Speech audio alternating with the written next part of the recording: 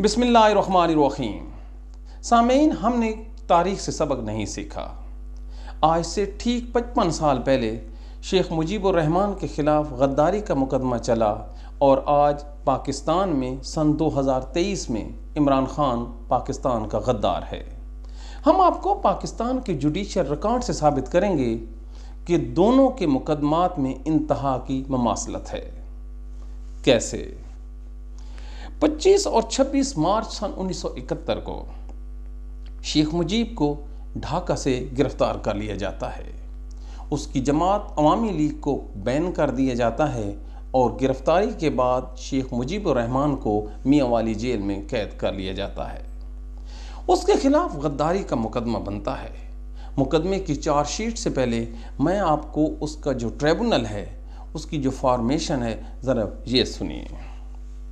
Brigadier رحیم الدین کی سربراہی میں بننے والا یہ ٹریبونل پاکستان کے صدر مملکت جناب Yahya Khan, commander in chief افواج پاکستان CMLA آغا محمد یحییٰ خان کے دستخطوں سے ایک چارج شیٹ شیخ مجیب الرحمان کو سنائی جاتی ہے۔ میرے الفاظ پہ نہیں، یہ سوچئے کہ میں جو کہہ رہا ہوں پاکستان کا جوڈیشل ریکارڈ کہہ رہا ہے۔ فرد جرم آپ سنیے اور آپ کا موازنہ کروائیں گے عمران خان کے ساتھ۔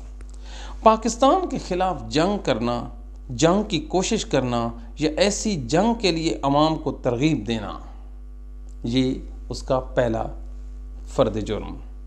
نمبر 2، زبانی بات چیت، اشارے یا کسی اور ذریعے سے ایسی خبر پھیلانا جس کا مقصد مسلح افواج، پولیس یا اس کے کسی رکن کے متعلق جذبات کو ہوا دے کر نفرت پیدا کرنا۔ نمبر 3، زبانی یا کسی اور ذریعے سے ایسی افواہیں پھیلانا جن کا مقصد لسانی یا صوبائی بنیادوں پر نفرت پھیلانا مقصود ہو۔ نمبر 4، مارشل لاء کے خلاف آواز اٹھانا۔ اس مقدمے کے لیے جو ٹریبونل تھا، ان سے حلف لیا گیا کہ آپ بغیر اپروول کے اس کی رویداد کسی کو نہیں بتائیں گے۔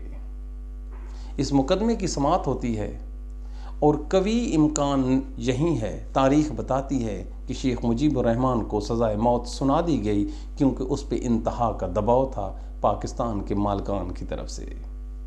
یوں جب 17 دسمبر 1971 کو شیخ مجیب کا بنگلہ دیش بن جاتا ہے تو شیخ مجیب کو جو کال کوٹھڑی میں بند ہوتا ہے اسے نکال کے پاکستان کے صدارتی محل میں لایا جاتا ہے، پھر اس کو لندن روانہ کیا جاتا ہے۔ لندن سے وہ سیدھا دہلی پہنچتا ہے، اندرا گاندھی سے ملاقات کرتا ہے اور اس سے ہینڈ شیک کرنے کے بعد ڈھاکہ پہنچ جاتا ہے۔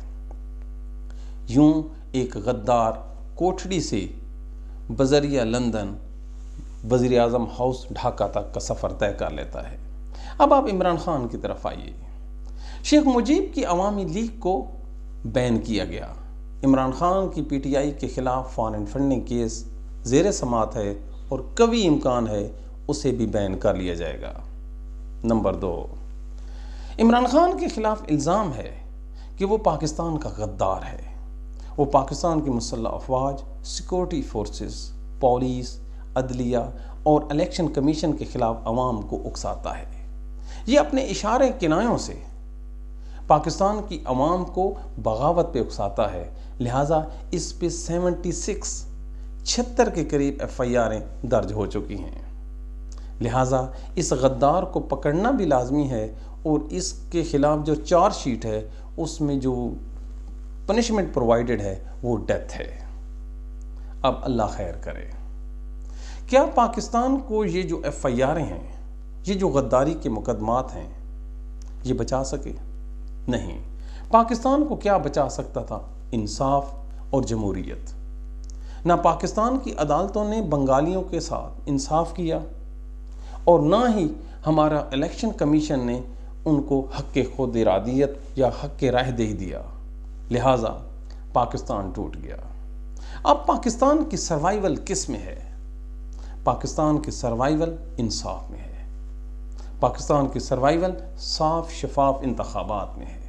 عمران خان کچھ بھی نہیں ہے، یقین مانیے یہ وقت کے ساتھ اوپر آیا ہے، نیچے دب جائے گا۔ اس کی کتنی زندگی ہے؟ اب اس کی عمر 72 ایئرس ہے، منیمم کتنا اور جی لے گا؟ زندگی موت اللہ کے ہاتھ میں ہے، لیکن پاکستان نے تو سدا رہنا ہے۔